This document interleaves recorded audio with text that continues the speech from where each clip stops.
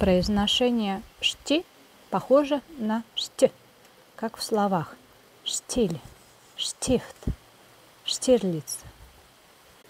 Только при этом средняя часть языка более сильно выгибается к небу. Произношение «ште» сложнее.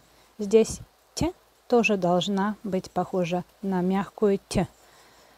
Но в этих словах обычно произносится «э». Надо постараться вместо «э» произнести «е». Штекер, Штефан, штемпель. Штивис, штедрумс, эркшти, мошти, штерес, штепс, šķērslis.